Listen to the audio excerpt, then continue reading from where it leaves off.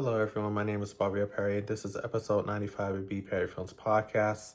In today's episode, this is about building connections as an entrepreneur. So, I'm going to give my 3 tips on how you can get out there and get started in building some type of community or some sort.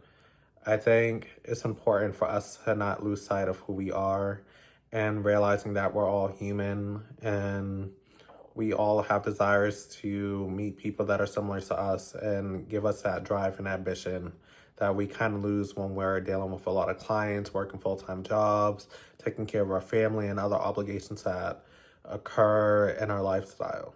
So I wrote down a list. So the first one that I thought of is joining social groups. I know this can be hard, but you can kind of niche focus it. And, the word niche can be on a spectrum. Some people feel like you have to be in one category, but I like to layer things up.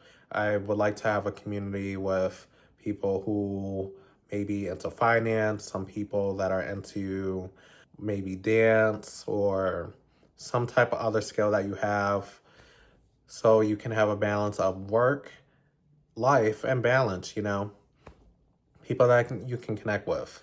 So always look for platforms kind of like Facebook. I think it's good for building those type of communities, or even joining on Clubhouse. I know that's a platform that is very niche focused, and you can kind of network with people who are in similar fields as you, and you can schedule in-person meetups and stuff like that and get to know each other on a deeper level.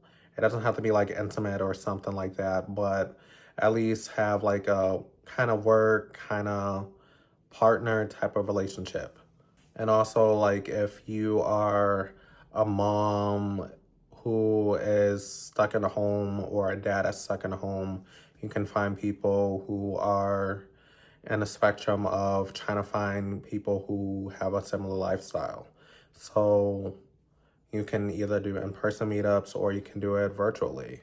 And you can just network with each other for at least an hour to do things that you normally want to do with your spouse or whatever, and do things like that.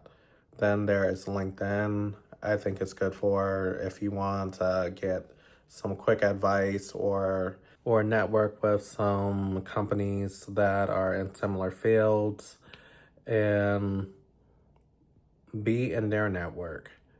People always know people, and I think that's a great way of being, because you don't want to just be taken away from people, but you want to also be giving, and you also want to maximize each other's resources, so those connections that you may have may be good referrals for those networks over there. Then there's community events. I always think of Eventbrite. Everyone knows me on that platform. I hosted 30 events so far, and I think it's great for meeting my audience. I know I'm a very busy person. I have very few hours throughout my week that I have space to like really get to know people. So what's great about webinar presentations is that you get to have people who have a common interest and a goal and objective, and they give their own perceptions on what's working for them, what could they tweak, and network with people within that group. And also on Eventbrite, you can find about community events, or when you go travel somewhere, see if they're having festivals, food vendors, arts and crafts. It's great for all that. And you can search through location.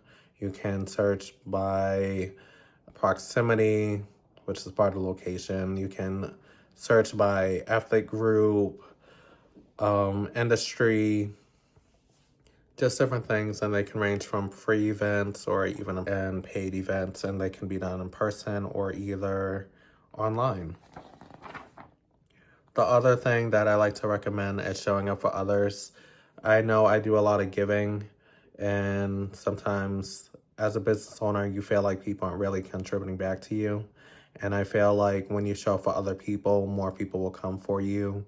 It doesn't always have to be $1 or $2 being spent, but it could be your time and effort, and showing that appreciation that you're there with them and that you support their cause and it has a great effect because when you show up for one person, they might have a referral and then they'll show up for your events, and it's just an ongoing exchange. They might attend some of your free events, they might attend some of your paid events. And also, when it comes to paid events, don't get offended when people charge, because you don't know what people have to go through to host the event, whether it's preparation of food, booking the venue, getting all the attendees. You don't know what platforms that they're using. That might cost some money, their network, time and effort. It's just like producing a film, starting up a business.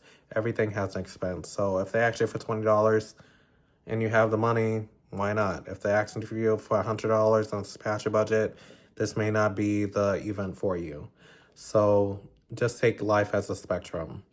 So hopefully you like those 3 tips.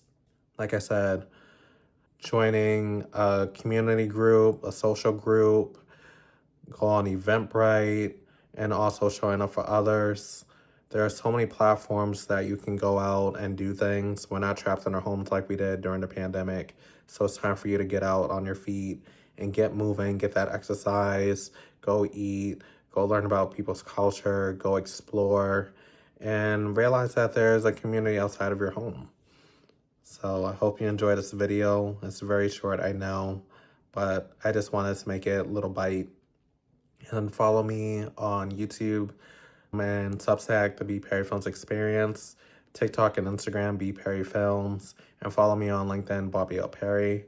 I hope you enjoyed this video, and please subscribe to the YouTube channel and share this post and other posts with your friends and family, your coworkers, and let's start up a discussion and get this channel growing.